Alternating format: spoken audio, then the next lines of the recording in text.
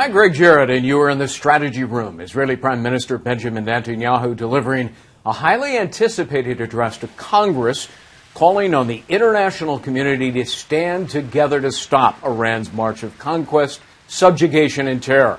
And he explained why any deal is a bad deal for Israel and the U.S. This deal has two major concessions. One, leaving Iran with a vast nuclear program. And two, lifting the restrictions on that program in about a decade. That's why this deal is so bad. Joining us now with reaction, political strategist Chuck Rocha and Cheri Jacobus. Welcome to both of you. Chuck, let me begin with you. If you listen to Netanyahu, he said, are you kidding? This doesn't block the path. It really paves the path for Iran to develop nuclear weapons. Is he wrong? Well, I think that we've had a tried-and-true system of sanctions that haven't worked for 20 years. So I think we should use the all-of-the-above approach. We shouldn't say one or the other. But at the end of the day, it's our responsibility to keep our country safe, and we should listen to all the ideas. And Israel is our friend, and Israel is our ally, and we should be looking at all the different solutions to try to keep someone who wants to harm us from getting a nuclear bomb. You know, Cheri, you look at the deal that Obama is proposing, which Netanyahu was really eviscerating today in front of the U.S. Congress. Iran is granted the right to keep enriching uranium.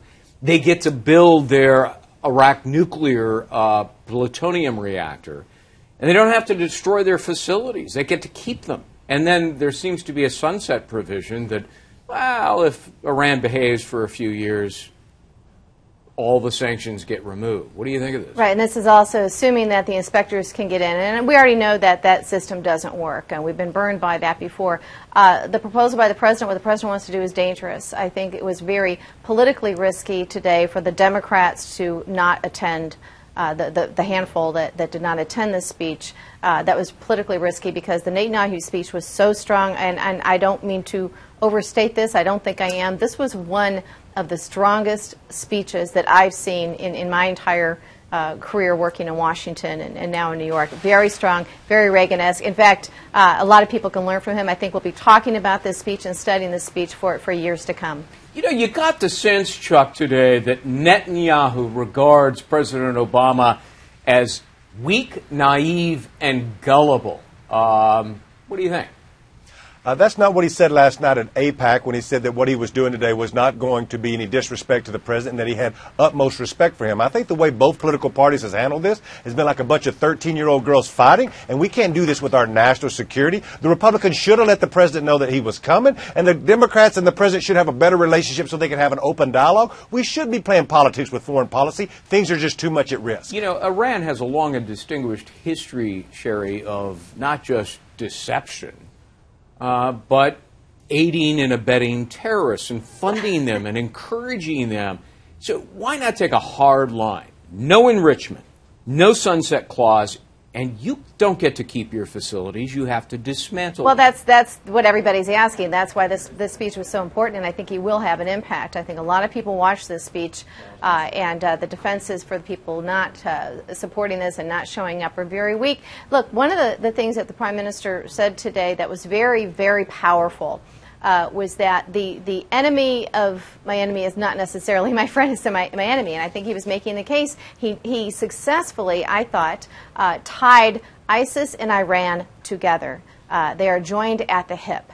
And he made the case for that. Once that starts sinking in, it's going to make it very difficult for the president to keep going down this line. Yeah. I think that the speech was extraordinarily powerful. And if I want to play another part of Netanyahu's speech to Congress, and then we'll get reaction on the other side. Here it is.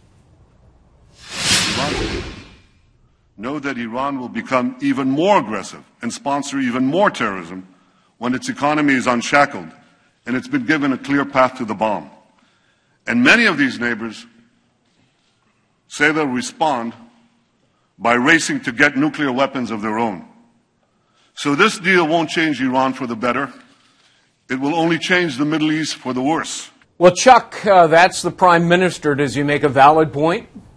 Well, it's his responsibility to protect his country, just like it's our responsibility and our leaders to protect ours. I would remind people, though, that Netanyahu came to us 10 years ago and said that Saddam Hussein was going to have mass destruction weapons that we never found. I'm just saying let's have an all-of-the-above approach, but at the end of the day, we have to protect America just like he has to protect Israel, and at the end of the day, we're going to be allies.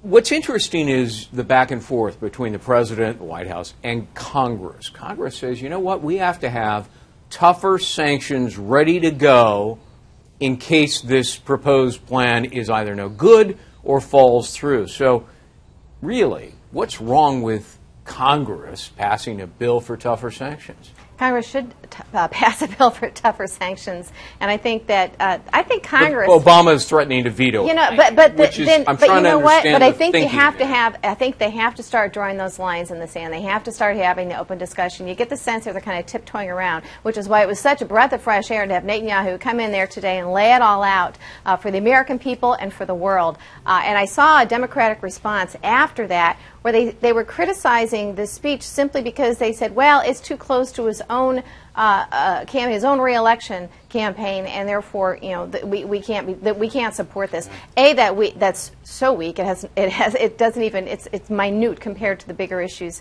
that we're facing. Secondly, you know, you forget that Barack Obama in 2008 did a whole European tour, including the Middle East, when he was running for president, and he gave this great big speech in front of 200,000 people in Germany. So if that is the only criticism, then, you know, it's not a true criticism. So I think that the Congress needs to get it together. Republicans and Democrats who support Israel need to be stronger. And I think that the 50 people that stayed out of the speech today in Congress will start quieting down a little bit. And there are some Democrats who want the tougher sanctions. Senator Menendez, for one, he thinks that'll destabilize the clerical regime, and that would be good. That's his sentiment, at least. All right. Chuck and Cheri, thanks for being with us for the latest on Iran's nuclear program. Stay with FoxNews.com. I'm Greg Jarrett. Thanks for watching.